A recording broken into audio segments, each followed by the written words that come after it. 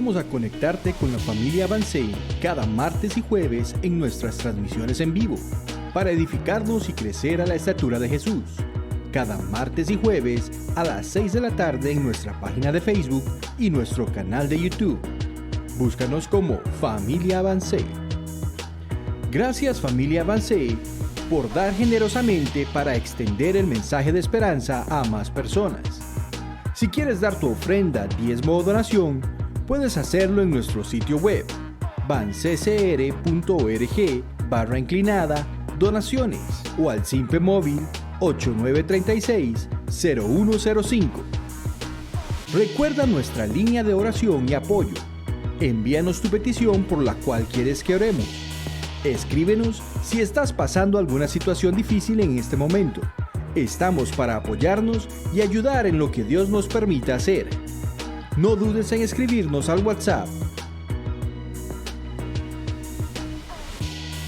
Si quieres saber más de nuestras actividades o tienes alguna pregunta, puedes contactarnos a nuestro correo electrónico info@vancecr.org, Messenger de Facebook como Familia Avancé o al WhatsApp 8936-0105.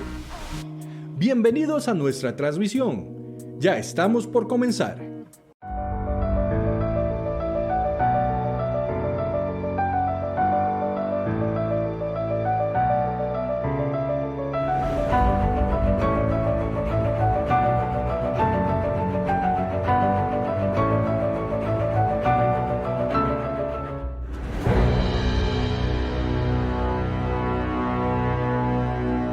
Buenas noches a todos ustedes. Espero que se encuentren todos muy bien allá en casita, bien como abrigaditos, acurrucaditos, con el frío que hemos tenido pues estos días acá.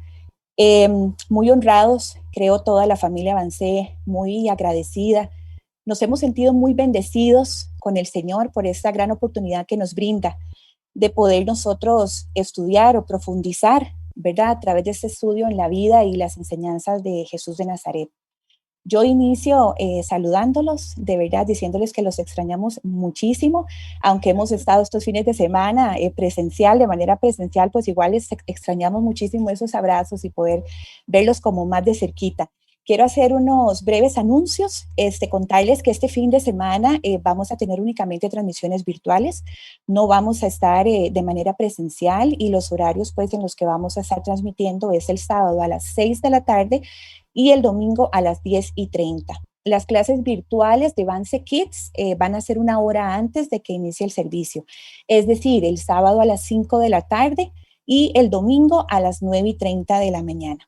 Bien, si es posible para usted y así lo considera, seguir aportando, seguir dando de su ayuda a la obra del reino del Señor, pues ponemos a disposición de ustedes la plataforma de Vance. Los invitamos a visitar www.vancecr.org y también ponemos a disposición de ustedes el simple móvil, que es el, vamos a ver, 8936-0105. Recordarles dos temitas importantes de este estudio. Bueno, uno, que si usted si usted participó el martes anterior en el primer capítulo que tuvimos donde el doctor Samuel nos hizo como un recorrido, nos dejó creo como muy antojados de todo lo que íbamos a estudiar y usted participa hoy, el próximo martes y el próximo jueves, que son las fechas en las que estaremos desarrollando este tema, pues entonces se les otorgará un certificado del Centro de Estudios Bíblicos en Jerusalén. ¿Qué tienen que hacer? Bueno, muchos de ustedes nos colocaron el nombre completo en los comentarios y el lugar de donde nos acompañan. Así que si usted se está uniendo hasta el día de hoy, no hay problema. Igualmente puede poner los comentarios porque el capítulo anterior fue como un recorrido en lo que íbamos a profundizar, pero creo que ya hoy entramos en narraciones del nacimiento de Jesús. Entonces, todavía usted tiene tiempo de anotarse para que nosotros le podamos entregar el certificado. Y antes de presentar a nuestro invitado, contarles que al final del segmento hemos preparado un periodo como de consultas. Entonces queremos pedirles para que nosotros podamos hacer llegar esa información, que ustedes nos formulen las preguntas como muy concisas, ¿verdad? Para nosotros poder hacerlas llegar y así poder abordar, o que el doctor Pagán nos dé esas respuestas, ¿verdad? En el tiempo que tenemos asignado. Bien, para mí es un honor, ya no quito más tiempo, ¿verdad? Porque son minutos de oro que tenemos para toda la información que vamos a recibir hoy.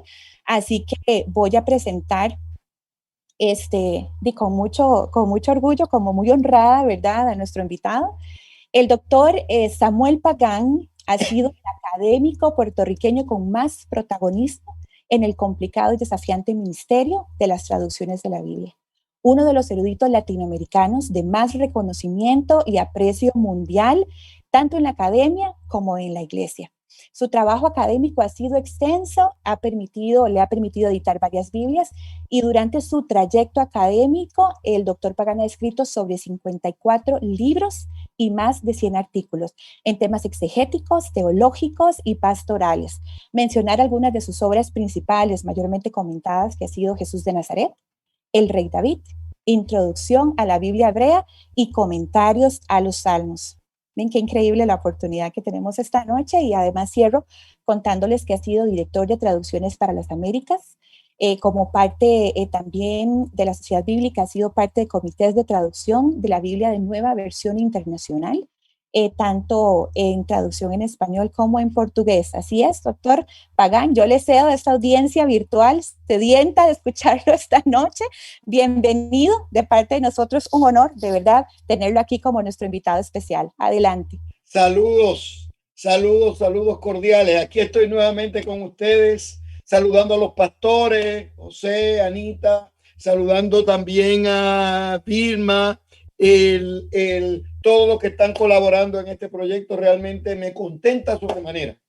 Y realmente el martes pasado que empezamos con estos diálogos, quedé muy bien impresionado con las preguntas. A veces tenemos programas y me preguntan si Adán tenía ombligo o no, si Adán celebraba el Día de las Madres y todo ese tipo de cosas, pero ustedes no fueron ahí al grano y preguntas, ¿verdad?, muy inteligentes. Les felicito, les felicito. Y ahora vamos a proseguir. Recuerden que nuestro interés es estudiar a Jesús de Nazaret como un personaje extraordinario. Y les dije la vez pasada que Jesús de Nazaret era el personaje más importante de la historia, no solamente para nosotros los cristianos, porque para nosotros es el Salvador, pero personas que no aceptan a la salvación en Jesucristo entienden también su importancia. Por ejemplo, la vida y la historia y las fechas se dividen en dos, antes y después de Cristo. Y uno no ve esto con Mahoma, uno no ve esto con los líderes políticos mundiales, uno no ve esto con Buda, uno no ve esto con grandes líderes filosóficos o religiosos. Pero en Jesús de Nazaret se hace realidad. Le hablé también la semana pasada que respecto a Jesús de Nazaret, nosotros tenemos más información que sobre el resto de los personajes en la antigüedad. O sea, más que Platón, más referencias que Aristóteles, más documentación que Filón. O sea, no hay ningún filósofo griego que tenga tanta documentación que lo afirme históricamente como Jesús de Nazaret. Les hablé también y les dije que la forma de estudiar a Jesús de Nazaret en el mundo académico era por el carril canónico. Recuerdan que les dije, estudiamos Mateo 1, 2, 3, Marcos 1, 2, 3, 4, 5, Lucas, así capítulo, y Juan. Porque para Mateo, Jesús de Nazaret era un segundo Moisés. Para Marcos, era un maestro, un rabino sabio. Para Lucas, era el médico, el que hablaba y curaba. Y para Juan, es el Salvador del mundo, que los límites del tiempo no lo pueden contener. Les dije también, sin embargo, que en Vida Abundante, allá donde están ustedes, cuando estudian a Jesús de Nazaret, posiblemente no lo estudian con una metodología canónica, pero por una metodología temática. Yo estoy seguro que José, ¿verdad?, dice, este mes vamos a estudiar las oraciones de Jesús. Y el mes que viene vamos a estudiar las parábolas. Y el otro mes vamos a estudiar la crucifixión. Porque los temas nos ayudan más a entender a Jesús de Nazaret desde la perspectiva local. Sin embargo, les expliqué también que yo iba a seguir una metodología diferente y que iba a estudiar a Jesús de Nazaret por la perspectiva de las narraciones. Y les expliqué que son tres grandes tipos de narraciones. La de hoy son las narraciones del nacimiento. Las del martes que viene son las narraciones del ministerio. Y las del otro jueves de arriba son las narraciones de la pasión.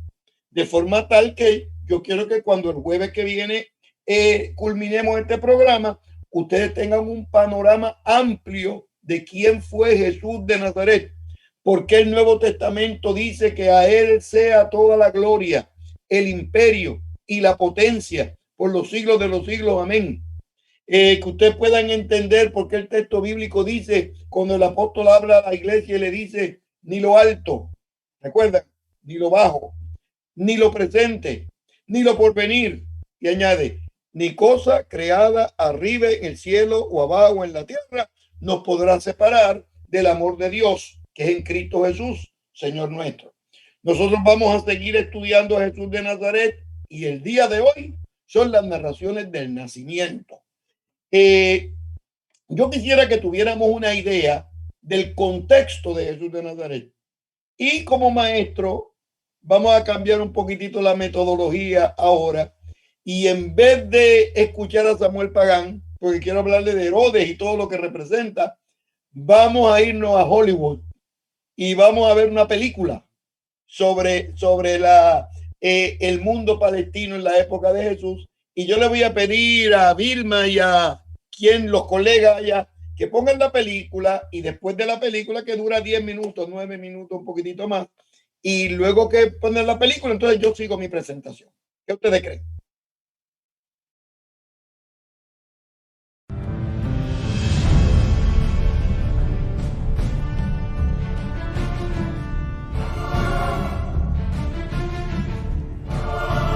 En los albores del siglo I, el poderoso ejército romano había logrado unificar todos los países de la cuenca mediterránea y consolidar la paz. Sus fronteras estaban bien guardadas.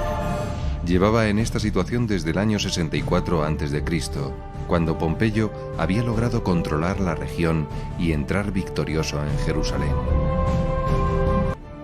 Ese mundo moderno de entonces, de cuyo esplendor solo quedan ruinas, estaba comunicado por una tupida red de sólidas calzadas.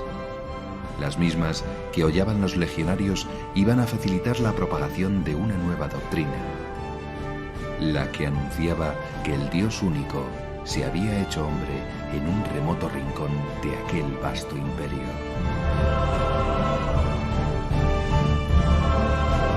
El Salvador no nace en un lugar ni en una época cualquiera. Es señor de la historia y escoge precisamente ese momento de madurez en el que la Roma dominadora ha absorbido la civilización griega en una magna síntesis cultural. Esa impronta helénica ayudará a comprender mejor el mensaje cristiano, como ya se aprecia en el prólogo del Evangelio de San Juan.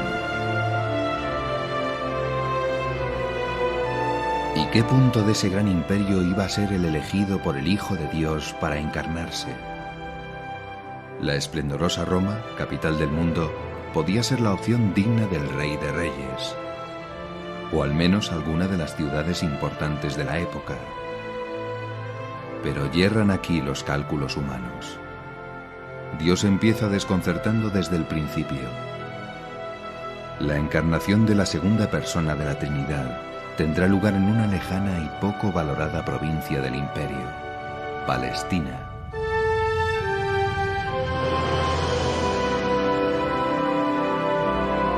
En la orilla oriental del Mediterráneo se extiende una franja de tierra fértil que desde los orígenes de la historia fue lugar de paso habitual para las caravanas que hacían su ruta entre Egipto y Mesopotamia, rodeando inmensas extensiones de desierto.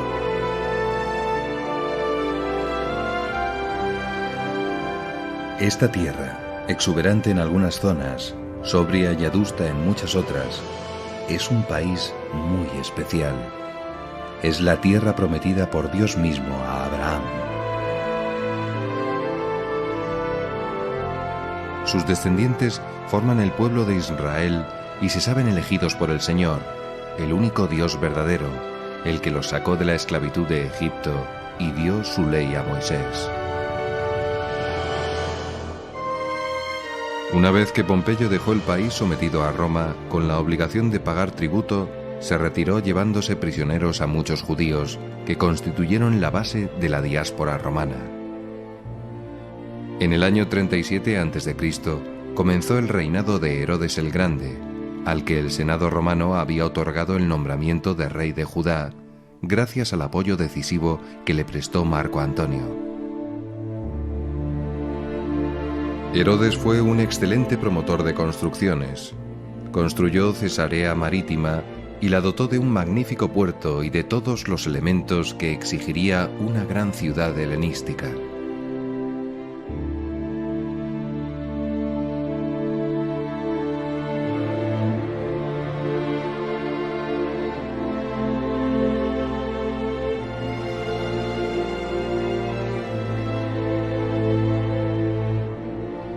También llevó a cabo una impresionante reconstrucción de la ciudad de Samaria, luego llamada Sebaste.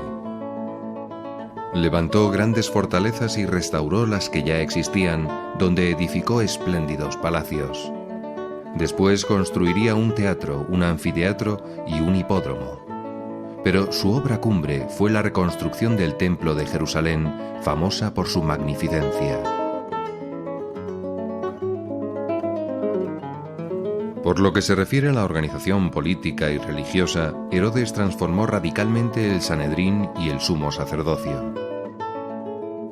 El Sanedrín herodiano, presidido por el rey y compuesto por sus consejeros, apenas se diferenciaba de los consejos privados de los monarcas helenísticos.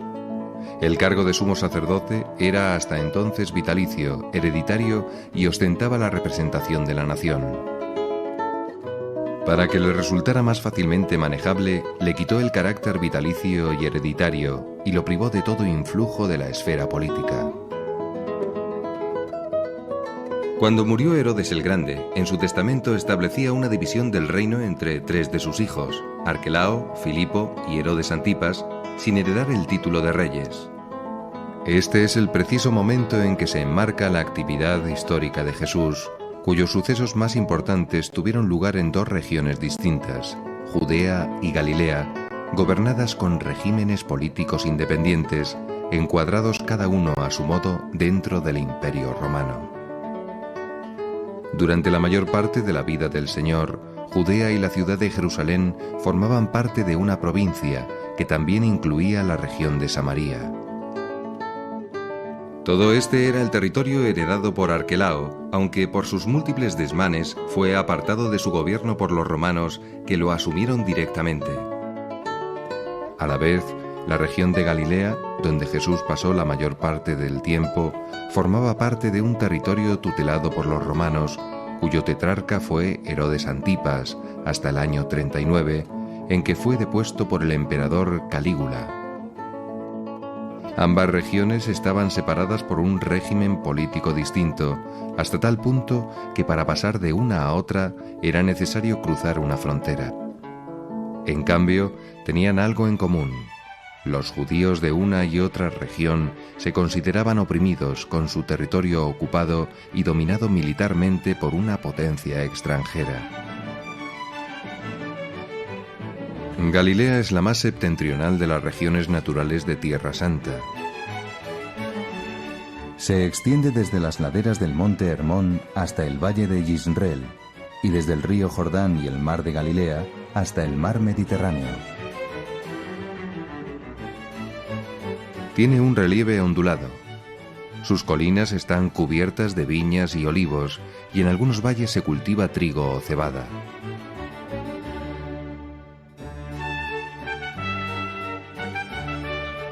Hacia el este, el terreno va bajando hasta llegar al lago de Genesaret o mar de Galilea.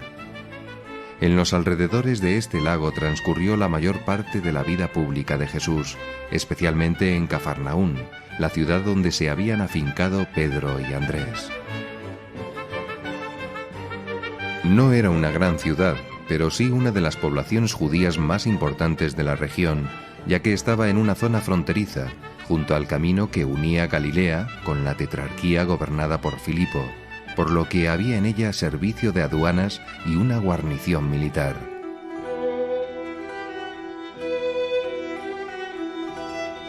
Saliendo de Cafarnaún hacia el sur, junto a la orilla del lago, el camino se dirige hacia la zona de Genesaret, atravesando un terreno fértil y cubierto de hierba verde en primavera, que deja una colina a su lado derecho.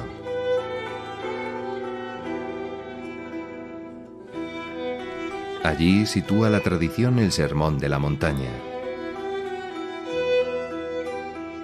Y, a sus pies, en el enclave de Tabga, la multiplicación de los panes y de los peces. Al sur de Galilea, y separada por el valle de Esdrelón, también llamado Yisreel, hay un macizo central de colinas y montes bajos, que es el núcleo de la región de Samaria. Queda limitada al este por el valle del río Jordán y al oeste por el mar Mediterráneo. Jesús atravesó en varias ocasiones esta tierra de Samaria para ir de Galilea a Jerusalén. A pesar de ser el camino más corto, era poco frecuentado por los judíos debido a su enemistad con los samaritanos por motivos históricos y religiosos. El viaje a pie por estos montes es duro, sobre todo cuando se hace notar el peso del día y del calor. Se suceden una tras otra las colinas cubiertas de olivos y las montañas de suelo baldío. De vez en cuando, un valle de cierta amplitud aparece tapizado por espigas de trigo.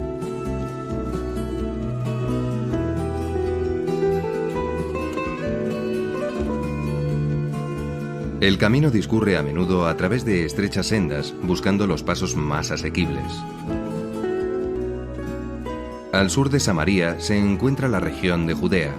Su ciudad más importante, Jerusalén, fue testigo de numerosos sucesos de la vida del Señor. A unos 8 kilómetros al sur de Jerusalén nos encontramos con Belén, una ciudad pequeña constituida por un puñado de casas salpicadas en la ladera de una loma. Las casas de Belén eran humildes y sus habitantes aprovecharían las cuevas de la zona como almacenes y establos. En una de estas cuevas nació Jesús. Belén, situada casi en el límite entre la tierra cultivable y el desierto de Judá, era un lugar importante para el mercado de ganado menor. Los pastores, que recorrían con sus rebaños los aledaños del desierto, solían pernoctar con sus cabras y ovejas en los llanos a las afueras del poblado. En Judea también se encuentra una de las ciudades más antiguas del mundo, Jericó. Fue poblada hace unos 8000 años. Es un bellísimo oasis que se encuentra a más de 300 metros bajo el nivel del mar Mediterráneo.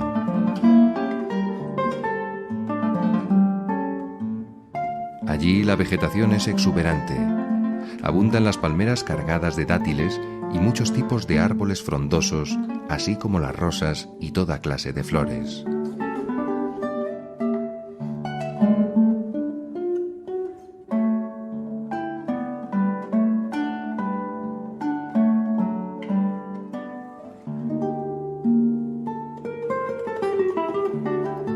El camino que va de Jericó a Jerusalén, uno de los más transitados de esta región, es particularmente agotador. Los 30 kilómetros de distancia que separan ambas ciudades discurren por la vía romana casi en su totalidad a través del desierto de Judea, y el camino no cesa de subir para salvar el desnivel de más de 1000 metros de altura que hay entre las dos poblaciones. Cuando el viajero va llegando a los umbrales de Jerusalén, encuentra en la aldea de Betania las primeras fuentes y árboles donde encontrar una sombra refrescante.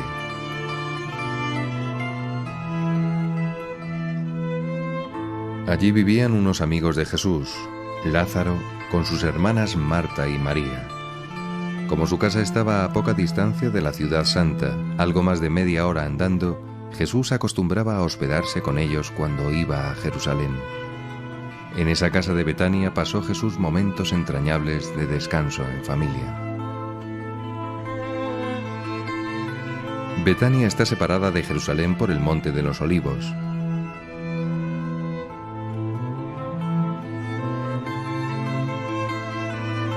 A la salida de Betania comienza a subir un camino polvoriento con algunas higueras a los lados. Al llegar a la cumbre, el viajero queda deslumbrado por el bellísimo panorama que encuentra a sus pies en la otra ladera del monte. Abajo, el torrente Cedrón y junto a él el huerto de Getsemaní, con sus viejísimos olivos y el molino de aceite.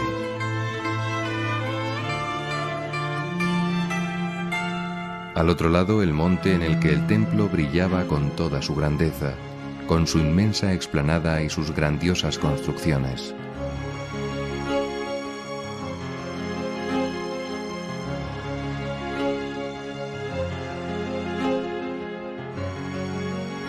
En la ladera y en las colinas de alrededor, las casas de la vieja Jerusalén ofrecían un panorama entrañable y difícil de olvidar. Jesús amaba profundamente a su tierra y a su pueblo. Por eso, en una ocasión no puede evitar que se le derramen las lágrimas al pensar en lo que sus habitantes habrían de sufrir pocos años después, cuando el emperador romano, Tito, arrasara la ciudad en el año 70. Saludos, ya volvimos de Hollywood a San José, a Costa Rica. Oyeron, lo que quería es que tuvieran una idea, explicarle yo eso, me tardo las 4 lecciones para explicar eso, los 4 días. Pero quiero que tengan una idea del mundo de Herodes, el mundo geográfico, que vieran Jericó, por ejemplo, para darle un ejemplo nada más.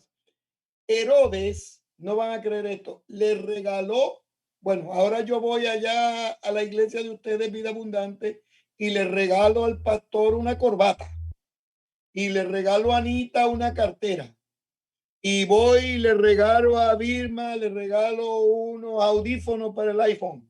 Esos son otros. Herodes no. Ustedes saben qué le regaló Herodes a Marco Antonio y a Cleopatra, la ciudad de Jericó, porque a Cleopatra le gustaban los dátiles, las palmeras de dátiles, las palmeras que ustedes vieron allí eran palmeras de dátiles y Herodes se las regaló. Herodes era una persona singular. Por ejemplo, ahora ustedes y yo estamos cansados después de un día tenso de trabajo, el coronavirus nos afectó, no pudimos salir, de momento hay frío en la ciudad, todo junto. Y alguien nos pregunta algo y sacamos así, respondemos así con una mala crianza. No, Herodes no era así. No estamos hablando de una persona malcriada. Herodes, yo estoy seguro que ustedes le han dicho que Herodes era una persona mala. No es verdad, nos han engañado. Era peor de lo que nos habían dicho, era peor. Porque el problema de Herodes se conoce el día de hoy, posiblemente algunos de ustedes están en el mundo de la salud mental. El día de hoy se conoce la condición de Herodes como esquizofrenia paranoica. O sea, una condición de salud mental donde todas las personas eran malas para él. Para darle un ejemplo, hay un documento de Roma que dice que lo peor que le podía pasar a uno en la antigüedad era ser, en el reino de Herodes, era ser hijo, esposa o general de Herodes. Porque Herodes no mataba perros, no mataba cerdos, pero mataba a sus hijos para que no aspiraran a ser los gobernantes, mataba a los generales que eran muy populares en el pueblo y mataba a las esposas porque si se veían muy bonitas también las mandaba a matar. Persona emocionalmente turbada. Ese Herodes se va en contra de Jesús de Nazaret, pequeño, recién nacido. Se supone que lo hubiese descubierto en 1 o 2 días. Tenía todo el aparato del Estado. Sin embargo, no pudo matar a Jesús de Nazaret. Jesús de Nazaret lo venció. Primero venció al primer Herodes, Herodes el Grande, cuando nació, y luego venció al último Herodes, Herodes el Tetrarca, al final de su ministerio. ¿Por qué? Porque las fuerzas del mal, desde que Jesús nace, se viran en contra de Jesús. Sin embargo, la misericordia de Dios está con el Señor todo el tiempo y lo va librando de todas las dificultades. Para poder entender las narraciones del ministerio, del nacimiento de Jesús de Nazaret, debemos entender lo siguiente. En la Biblia, cuando nace un personaje especial, nace en medio de símbolos y nace en medio de revelaciones especiales de Dios. Cuando nació Moisés, lo pusieron en el río tenía una serie de cocodrilos gigantes, nada pasó porque Dios protegió la vida de Herodes. Igualmente nació el Juan el Bautista y Dios lo anunció. Cuando nace Jesús de Nazaret, es el personaje más histórico de la humanidad. Hay revelaciones de Dios por todos los lugares. Había nacido el Mesías, había nacido el Hijo de Dios, y los textos bíblicos destacan la importancia de ese nacimiento. La primera afirmación teológica que les voy a decir con respecto a la Navidad es la siguiente. El nacimiento de Jesús de Nazaret es lo siguiente. Miren, si ustedes buscan sus Biblias y buscan el capítulo final de Malaquías, texto final de Malaquías, ven que la última profecía de Malaquías es que va a venir alguien a anunciar la llegada del Mesías, el Mesías que viene, pero que va a venir un profeta que lo va a anunciar. Usted pasa la página de Malaquías y se encuentra con el Nuevo Testamento. El primer gran mensaje del Nuevo Testamento es que vino Juan el Bautista anunciando la llegada del Mesías. Eso nos prepara y nos da la primera gran declaración teológica que nosotros tenemos de la Navidad. Quiero que lo guarden para toda la vida, para que lo estudien los que tienen culto en los hogares en Navidad, los que les toca predicar en la Navidad, los que les toca hacer discusiones teológicas en la iglesia en la Navidad. Recuerden esto: la primera gran afirmación de la Navidad, del nacimiento de Jesús, es que el Dios bíblico cumple sus promesas. Le prometió a Abraham una tierra que fluye leche y miel, y le respondió a Abraham y consiguieron la tierra que fluye leche y miel. Le prometió a Moisés llegar a la tierra prometida. Moisés la vio. Josué llegó a la tierra prometida. Y le promete a David un reino que no tendría fin, un reino de su descendencia que iba a llegar a romper los linderos del tiempo. Y en efecto, Jesús de Nazaret es el Mesías de la casa de David, que llega a cumplir las antiguas profecías de Natán al rey David, pero además cumplió las profecías de Isaías, capítulo 7. Recuerdan, el nombre del Mesías va a ser Emanuel, que significa Dios con nosotros, y los 4 pares de nombre que va a tener el Mesías serán: admirable consejero, un nombre; Dios fuerte, segundo nombre; 3, Padre eterno, tercer nombre; y el cuarto nombre es el príncipe de la paz. La primera gran afirmación teológica que nosotros tenemos en las narraciones del nacimiento es que el Dios bíblico promete y cumple. Y esa es una enseñanza fundamental para la iglesia del Señor y para la iglesia de vida abundante, porque seguro que el Señor le ha prometido a usted paz y está pasando en medio de un problema. No se preocupe, que Dios cumple sus promesas. Posiblemente el Señor le ha prometido a usted que su esposo y su esposa y sus hijos van a descubrir la fe cristiana, van a comenzar a crecer en Cristo, y usted no lo ve todavía. No se preocupe, el Dios bíblico cumple sus promesas. Puede ser que usted esté pasando por el valle de la sombra y de la muerte. No tema mal alguno, porque el Señor está con usted. Recuerda, el Dios bíblico cumple sus promesas. Esta es la primera gran lección que nosotros tenemos de las narraciones del nacimiento, de que no importa el tiempo, no importa el espacio, no importa el ángulo, tarde o temprano, el Dios bíblico va a responder, va a cumplir sus promesas y va a responder a nuestras necesidades. Escuchen bien esta expresión, que es una expresión paulina muy importante. Va a responder a nuestros clamores, no necesariamente como nosotros pedimos, porque es poquito. Va a responder a nuestros clamores, escuchen esta expresión paulina, conforme a sus riquezas en gloria. Mucho más de lo que nosotros podamos imaginar y pensar. Cuando estudiamos el texto bíblico y las narraciones del nacimiento, descubrimos lo siguiente. Hay 4 evangelios. Mateo comienza en Belén. Marcos comienza con Juan el Bautista, no con Belén ni con el nacimiento. Lucas comienza con la revelación en Belén de los ángeles.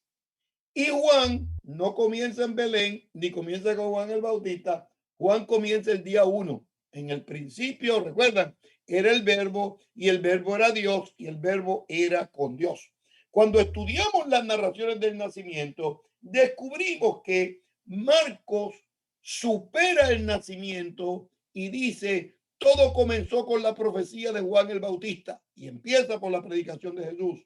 Mientras que Juan comienza a decir que la revelación de Dios en Cristo se da desde el mismo comienzo de la humanidad.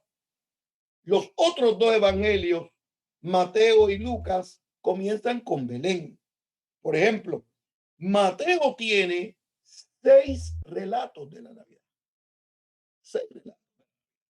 Y esos relatos nos dan diversos componentes. Nos habla de la revelación a María, nos hablan de José, ahorita yo les voy a hablar de los personajes, nos hablan de Nazaret, nos hablan de la familia de María, la familia de José.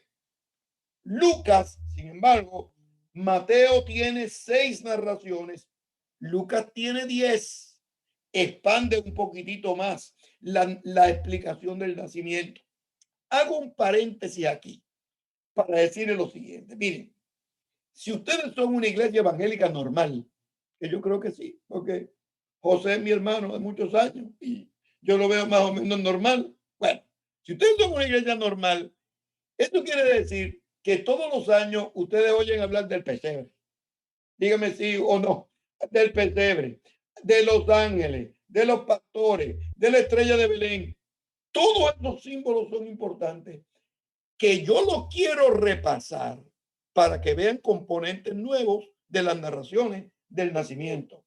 Por ejemplo, cuando estudiamos los relatos del nacimiento, lo primero que descubrimos que son relatos que hay intriga, que hay misterio, que hay mensaje. No son historias cortas, superficiales. No, de momento un ángel se aparece a María. Y María dice, pero yo no puede ser lo que me estás diciendo, porque yo no conozco varón. Entonces el ángel comienza a explicarle. Pero el problema mayor no fue con María, el problema mayor fue con José. Entonces explicarle a José que María estaba embarazada cuando estaba comprometida con él, pero José no se había acostado con María, era dificilísimo. Entonces José, de acuerdo al texto bíblico, calladito se iba a ir, sin que nadie lo supiera. Vuelve el ángel y se revela a él. Las narraciones del nacimiento ponen un misterio extraordinario. Ponen una narración maravillosa. Por ejemplo, hay estrellas. La estrella de Belén es símbolo de luz, es símbolo de gracia, es símbolo de orientación. La estrella de Belén es símbolo de que el Dios bíblico guía nuestros pasos, aunque estemos lejos del lugar donde donde Dios quiere que nosotros estemos. La estrella de Belén va y es pausada y lenta. Ahora, miren, siempre me preguntan por la estrella. Y algunos de mis estudiantes me dicen, esto es un símbolo hermoso de la revelación de Dios. Sí, es un símbolo hermoso de la revelación de Dios, pero algo tiene que haber pasado en el cielo. Bueno, no sabíamos, no teníamos conciencia qué realmente había pasado. Hasta que hace como 10 años aparecieron unos documentos en China, no en el Oriente Medio, no en Puerto Rico, no en Costa Rica, en la China, que habla que en el año 4 a 6 antes de Cristo hubo una conjugación de estrellas en el Oriente Medio que se veía desde la Tierra como una estrella gigante. Venus, Marte y Júpiter se alinearon. Y eso se veía como una estrella gigante que se veía en el Oriente Medio una vez al mes por 6 meses. Interesante esto. Yo no le puedo decir que esa fue la estrella de Belén, porque no estábamos ahí grabando, pero hay algunos estudiosos que dicen que eso puede explicar esa revelación tan grande. Imagínense, una estrella gigante continuamente, todos los meses, por 6 meses. Eso era parte y lo entendieron como parte de la revelación de Dios. Una actividad de Dios. La estrella simboliza que el Dios bíblico nos ilumina, aunque estemos en lo más profundo de la oscuridad. El Dios bíblico se mete para iluminar nuestro camino. Luego, otros personajes importantes, los 3 reyes magos. Ahora, antes de seguir con los 3 reyes magos, les debo decir que no eran 3, no eran reyes, ni eran magos. Eran los sabios de Oriente. Pero no solamente los sabios de Oriente, no eran 3, eran 3 delegaciones, 3 grupos que trajeron 3 regalos. Los nombres Gaspar, Melchor y Baltasar vienen después en la historia. Esos no son nombres bíblicos. Y para que vean la complicación de los nombres bíblicos, siempre hay un rey que es moreno, oscuro, de tez oscura. Lo que no se ponen de acuerdo en España es cuál de los 3 reyes en algunos documentos es Gaspar y en otros documentos es Melchor. No se sabe cuál es el que tenía la tez oscura. Lo importante de los magos de Oriente es que representan reyes distantes. Los sabios del Oriente representan gobiernos de Irán y de Irak, que en ese momento de la historia era lo más lejano, y simbolizan que con la llegada del Mesías, el mensaje del reino de Dios y el mensaje de Jesús de Nazaret se iba a conocer en el mundo entero. Y los magos representan que tarde o temprano ese mensaje iba a llegar a Centroamérica. Y los sabios del Oriente representan y afirman que ese mensaje tarde o temprano iba a llegar a Costa Rica. Y los magos de Oriente representan que ese mensaje de los magos de Oriente, esa actitud, ese mensaje iba a llegar a vida abundante. ¿Por qué? Porque con la revelación y los magos que presentan sus regalos al Señor, oro, incienso y mirra, lo que le están diciendo a Dios, nosotros también nos rendimos ante la revelación de Dios que es en Cristo Jesús, Señor nuestro. Primero, ahora, pero les quiero decir por qué le llaman magos. No hacían magia, sacaban del sombrero conejos, no. Lo que pasa es que sabio en latín medieval se conocía como magii. Y cuando Casidoro de Reina tradujo la Biblia, vio 3 magii, le puso 3, tradujo 3 magos de Oriente. Pero la palabra mago el día de hoy, en el medievo significaba sabio, inteligente. El día de hoy tiene otra significación. Por eso es que en la Biblia hemos eliminado la palabra mago para hablar de sabios del Oriente. En las narraciones del nacimiento hay estrellas, hay sabios del Oriente. Está Herodes, que representa la maldad absoluta, que trata de tener la voluntad de Dios en el mundo. Hay ángeles y los ángeles cumplen una función extraordinaria. Ahora, miren la situación que nosotros tenemos con los ángeles.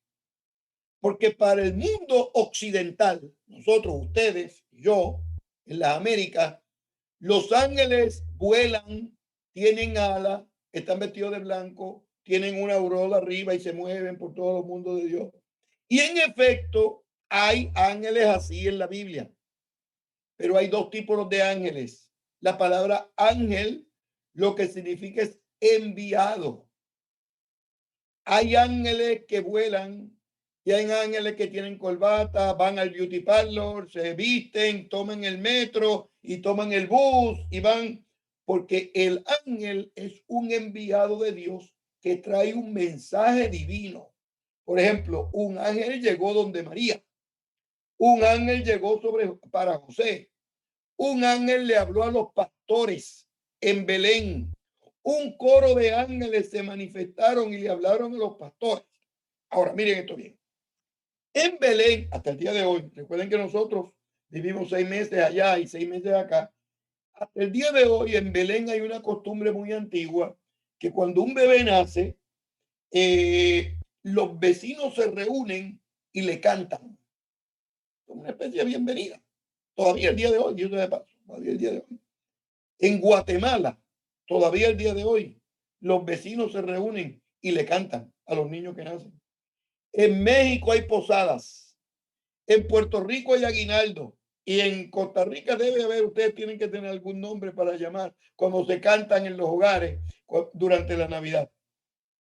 Como Jesús de Nazaret nació en Belén y no tenía, como no lo conocían, no eran de allí, no tenía quien le cantara, Dios separó un coro de ángeles para que le cantaran al niño nacido y dieron el gran mensaje de la Navidad. Y el gran mensaje de la Navidad es que cuando hay gloria de Dios en los cielos, en la tierra se manifiesta la paz. La gloria de Dios, cuando se manifiesta la gloria de Dios en la iglesia, cuando se manifiesta la gloria de Dios en el hogar, cuando se manifiesta la gloria de Dios en Costa Rica, el resultado de la gloria de Dios no es la pelea, no es la mala crianza, no es la hostilidad, es la paz, es la sobriedad, es la calma, es la prudencia, es la gracia y es la gloria. Cuando hablamos de los personajes de la Navidad, tenemos estrellas, sabios, Herodes, ángeles, pastores. En la escala socioeconómica de la antigüedad, arriba estaba el rey, sumo sacerdote, sacerdotes, comerciantes, patricios, personas que tenían dinero, personas que sabían leer y escribir. Y por último, habían 3 grupos: pastores, mujeres y niños. Eso es lo que estaba más abajo. Recuerden que cuando el Señor multiplicó los panes y los peces, había 5,000 sin contar a quienes, las mujeres y los niños. Los pastores no contaban en la antigüedad porque no se bañaban y no tenían las reglas de orientación en la antigüedad. Los personajes de la Navidad: estrellas, sabios, Herodes, ángeles, pastores, María. Qué gran lección nos da María. Guardaba todas las cosas en su corazón. Algo vio Dios en María que no vio en el resto de las mujeres del mundo. Algo vio Dios en María que no vio en el resto de la humanidad. Y posiblemente fue esa actitud de prudencia, esa actitud de sobriedad, esa actitud de calma, esa actitud de ponderación. Imagínate que le hubiesen dicho a una puertorriqueña o una costarricense: no te preocupes que vas a ser la madre del Mesías. Ahí mismo sale para la televisión y dice: mire, yo quiero que ustedes sepan que yo voy a ser la madre del Mesías. Oh, María fue prudente. Todo tiene su tiempo y todo lo que se quiere debajo del cielo tiene su hora, de acuerdo con el texto bíblico. Otro personaje importante es José. José era un hombre justo. Elizabeth, su prima, los 2 bebés brincaron en el vientre cuando se encontró Elizabeth y José. Simeón, que cuando vio al niño en el templo, dijo: despide a tu siervo en paz. Zacarías, que recibe al Señor y le canta al Señor, y por incrédulo se quedó mudo. Es decir, que entre los personajes de la Navidad, nosotros tenemos que una serie de enseñanzas que no podemos obviar. Repito, cuando estudiamos las narraciones del nacimiento, descubrimos, número 1, que el Dios bíblico cumple sus promesas. Número 2, que quien había nacido fue un personaje especial. Número 3, que los personajes todos están orientados a ver las contribuciones de ese bebé para la humanidad. Desde Herodes, que se desajustó de los nervios, hasta los sabios del oriente llegaron a reconocer que quien había nacido era el Hijo de Dios, el Mesías, el Cristo, el ungido del Señor. Y cuando estudiamos todas esas narraciones, descubrimos varias enseñanzas, que es la que les voy a decir ahora. Primera enseñanza. Con esto vamos culminando. Primera grande enseñanza. Para que haya paz en el hogar, tiene que manifestarse la gloria de Dios. Lo voy a repetir. La gloria de Dios produce paz. Gloria de Dios en el hogar produce paz en el hogar. Gloria de Dios en la iglesia produce paz en la iglesia.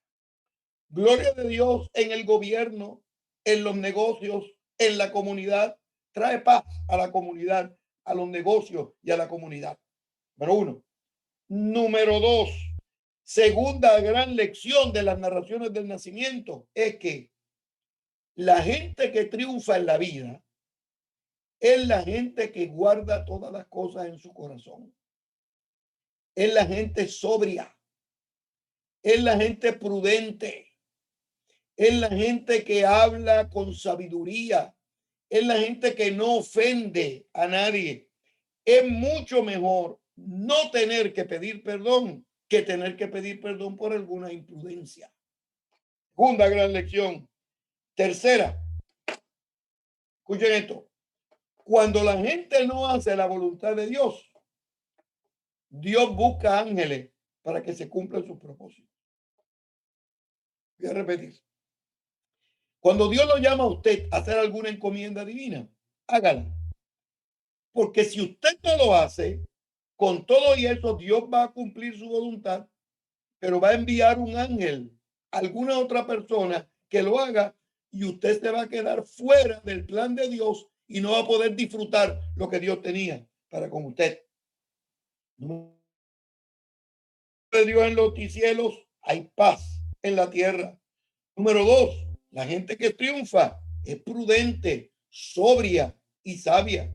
Número tres, cuando la gente no hace la voluntad de Dios, Dios tiene gente y Dios tiene ángeles que hacen la voluntad de Dios. Número cuatro. Sí. Bueno, parece que ha habido un desliz técnico, pero no se preocupen, porque no había avanzado mucho. Primera enseñanza del día de hoy. Cuando hay gloria de Dios en los cielos, hay paz en la tierra. Segunda enseñanza. La gente que triunfa en la vida hace como María, guarda todas las cosas en su corazón. Tercera enseñanza. Cuando la gente no hace la voluntad de Dios, Dios tiene ángeles que hacen su voluntad y usted se queda atrás, pero la voluntad de Dios se hace realidad. Número cuatro. Dios ubicó al Señor en un pesebre. Qué gran lección de humildad. Ahora, miren, yo he ido a Costa Rica muchas veces y los artesanos y los artistas costarricenses, ticos, son extraordinarios haciendo pesebres pequeños para regalar en la Navidad. Nada que ver. El pesebre no es. El pesebre es una caja de 1 metro de ancho, 1 metro de profundidad y 3 metros de largo. Ese es un pesebre. Ahí le ponen comida. Los animales comen, y va bajando y se queda una liniecita de comida que se descompone. Le echan agua al año y los animales toman agua y se queda un poquitito de humedad abajo. Y al quedarse un poquitito de humedad abajo, se descompone también el agua. Pasan 5 años. El pesebre está lleno de microorganismos patógenos. El pesebre no es un lugar para poner un niño.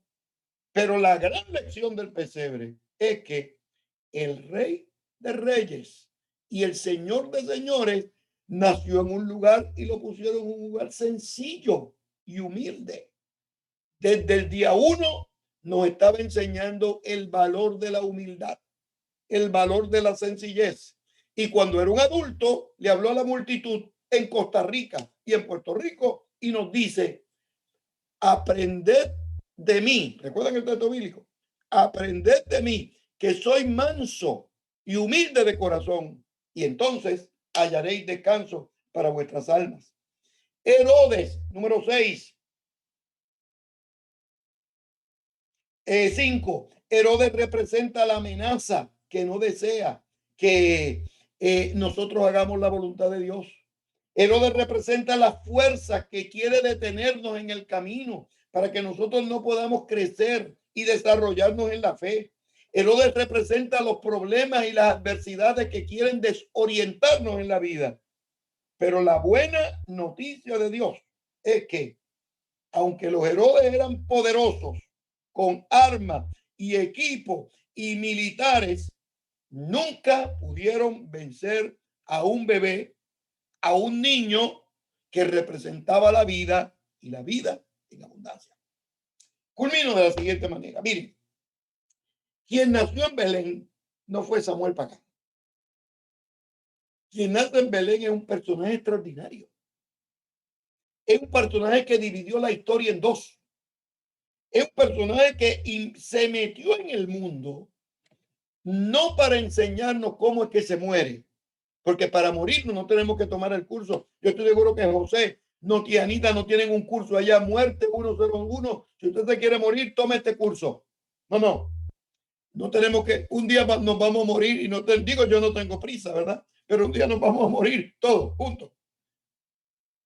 El problema no es morirse, el problema es vivir. ¿Cómo se vive en un ambiente de tensión? ¿Cómo se vive en una sociedad que dobla sus rodillas delante de los baales de la existencia humana? ¿Cómo se vive en un hogar con un marido maltratante? ¿Cómo se vive en un hogar con una esposa peleadora? En estos ambientes de tensión, el Señor nos enseña que tenemos que ponernos de pie y aprender de Él a ser mansos y humildes. Los peleadores en la vida y las peleadoras en la vida siempre se encuentran con un peleador más peleadores que ellos en el camino. La gente que es mansa y humilde de corazón descubre la vida y la vida en abundancia.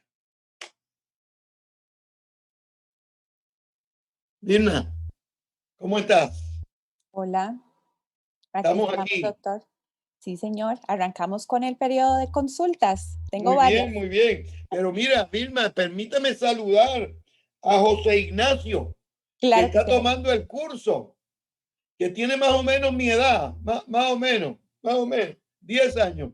Así que a José Ignacio le mando un saludo grande y bueno, y me alegro que esté tomando el curso. ¿Oyeron? Yo tengo un nieto de esa edad que también me escucha y también está con nosotros.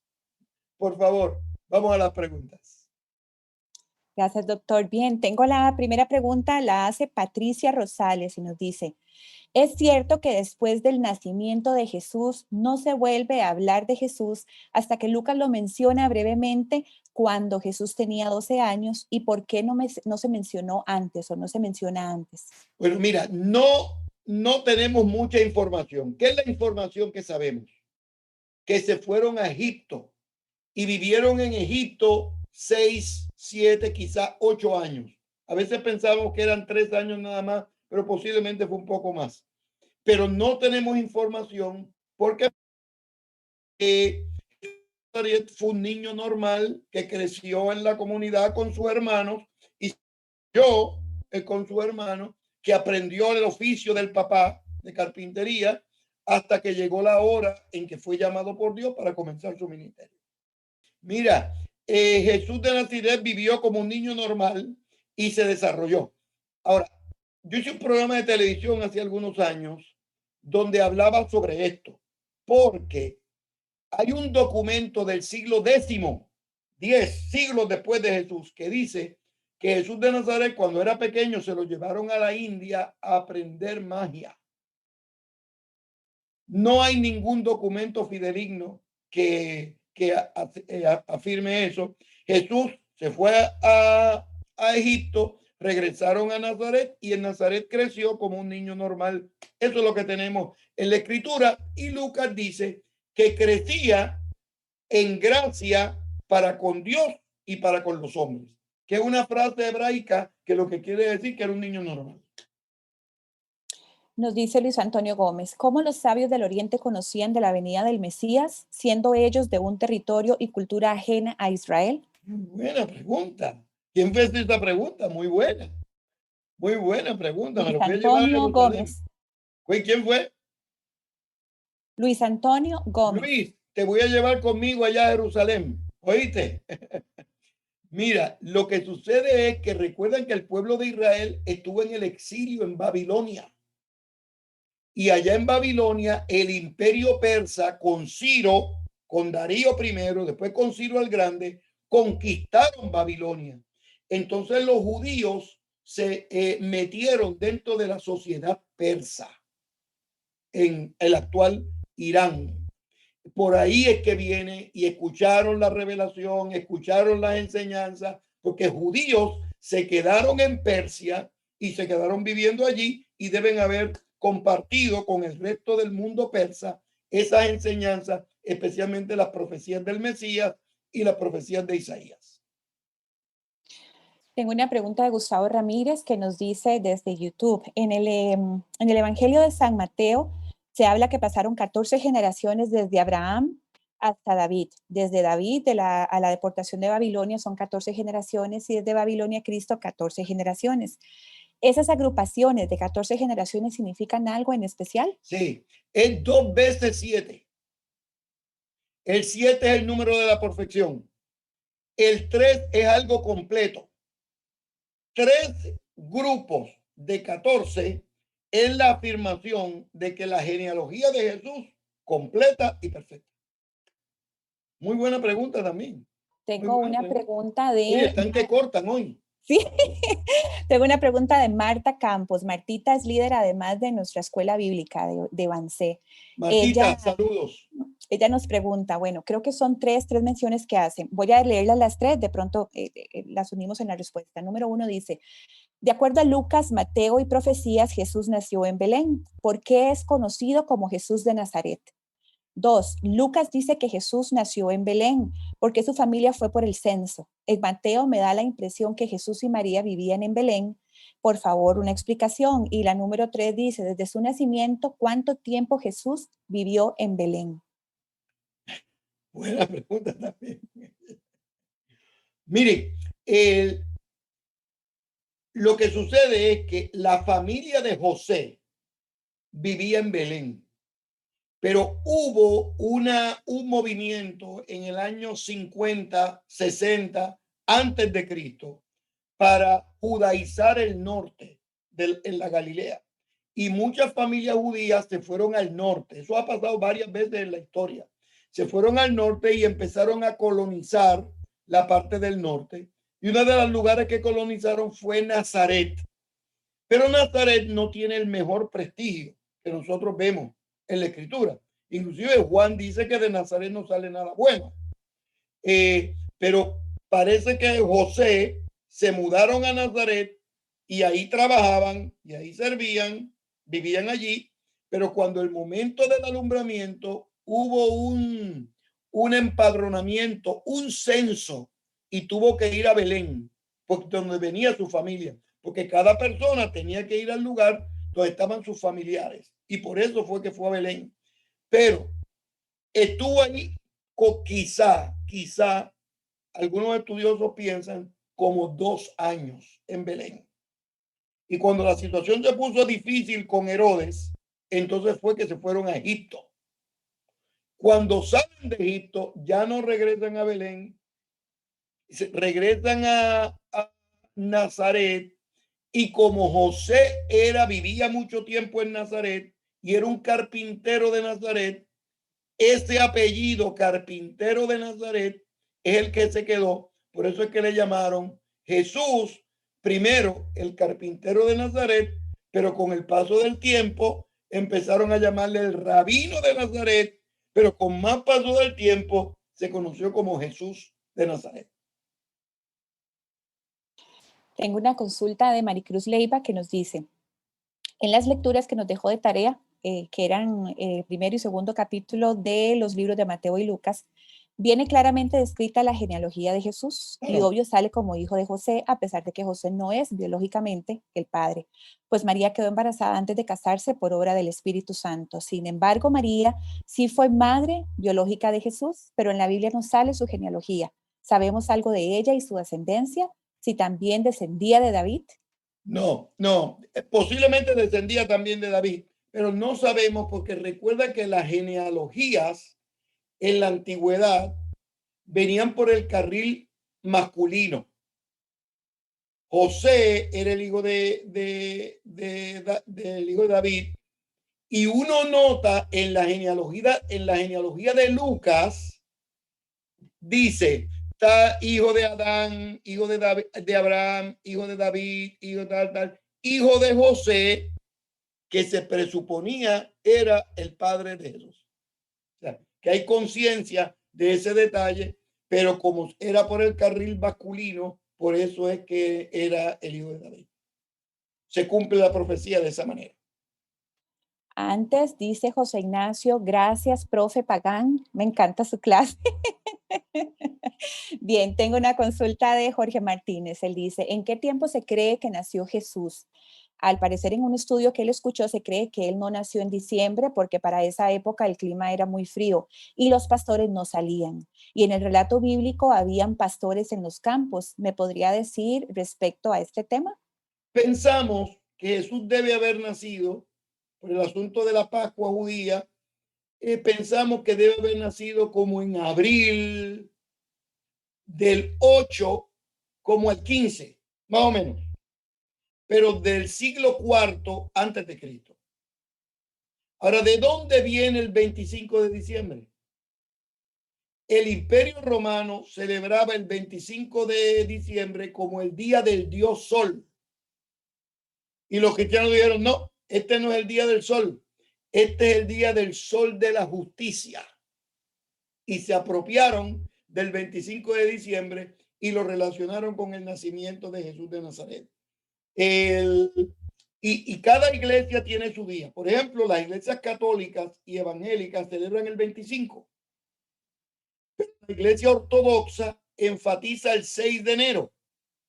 Perdón, la iglesia ortodoxa enfatiza el 6 de enero, pero la iglesia armenia enfatiza el 14 de enero, que es el día del bautismo de Jesús. Cada iglesia tiene sus celebraciones, la que enfatiza. Nos dice Anthony Segura, ¿es posible que Jesús creciera bajo el aprendizaje de algún rabí? Sí, es posible y fue lo que sucedió. Dicho sea de paso, las sinagogas tenían un currículo de 3 niveles. El primer nivel de 4 a 6 años, todos los niños varones judíos iban a la escuela. El primer nivel era para aprender letras, aprender a leer y a escribir.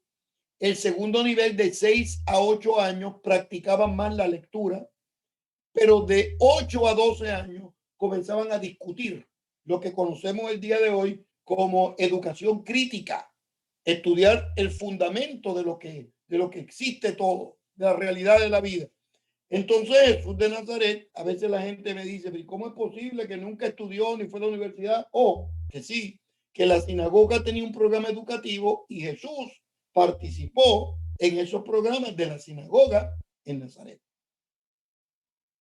Nos pregunta Rebe González, ¿cuántos años aproximadamente pasaron desde la última vez que se anunció su llegada hasta el día que nació? Me imagino que se refiere a las profecías, no estoy segura. Sí, sí. Varios. Por ejemplo, Isaías, siglo 8 antes de Cristo. Salmos mesiánicos, siglo V, VI antes de Cristo. ¿Entiendes? O sea, no fue un cumplimiento de una semana a la otra, si es que es la preocupación. No, se tardaron siglos en cumplir. Y el secreto de la fidelidad es creer que Dios va a cumplir esta noche, pero tener la paciencia como si se tardara 1000 años. Y en ese movimiento de la expectativa y de la credulidad es que surge la fidelidad. Fidelidad a Dios. A ver, nos dice Abner Vargas, ¿qué Vamos a ir pasó? culminando, que estoy ya. Creo que con estas dos últimas Muy bien. finalizamos. Nos dice Abner Vargas, ¿qué pasó con los regalos que llevaron los sabios a Jesús? Y Michael Qué Villalobos bueno. nos pregunta por el arbolito de Navidad, ¿qué representa? Y si hay No, algún muy bien, fundamento muy bien. bíblico. Los tres, miren, ustedes no se han preguntado nunca cómo vivió José en Egipto por varios años, si en Egipto no podía ejercer la labor de carpintero. Pues los regalos de los Reyes Magos, eso le sirvió. El oro, el incienso y la mirra le sirvió para vivir allá. Es decir, que antes de nosotros enfrentar los problemas, ya Dios está dándonos provisión para que nosotros lo podamos superar en el nombre del Señor.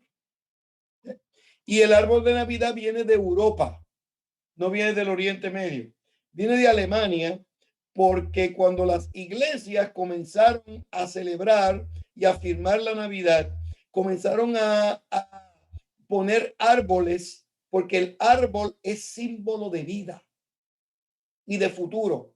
El árbol de olivo en el Oriente Medio y los pinos en Alemania. Y por ahí es que viene a recordar el árbol de Navidad.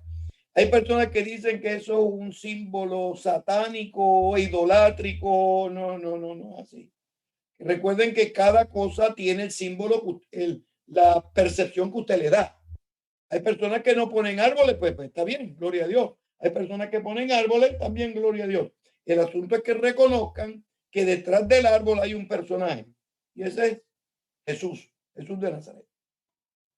Bueno, doctor, antes de finalizar, solo quiero recordarle a la audiencia que tenemos una línea de oración. Cualquier necesidad que usted tenga, por favor, contáctenos vía WhatsApp al 61640863. 61640863. Y doctor Pagán, pues muchísimas gracias. De verdad le bendecimos en nombre de Cristo Jesús. Agradecemos muchísimo su tiempo, su dedicación, su conocimiento para compartir con nuestra familia Avancé. Y dejo pues aquí la comunidad para su despedida. Que Dios lo bendiga y espero muchísimo, de verdad, la próxima lección. Adelante. Mira, y para la semana que viene, para el martes que viene, quiero que lean el Sermón del Monte, capítulo 5 de Mateo. Esa va a ser la asignación. Lean el Sermón del Monte y ahí empezamos. Y yo espero que la semana que viene la tecnología nos ayude un poco más. Muchísimas gracias y buenas noches, doctor. Nos vemos entonces. Buenas noches a todos. Que Dios los bendiga. Un abrazo fuerte.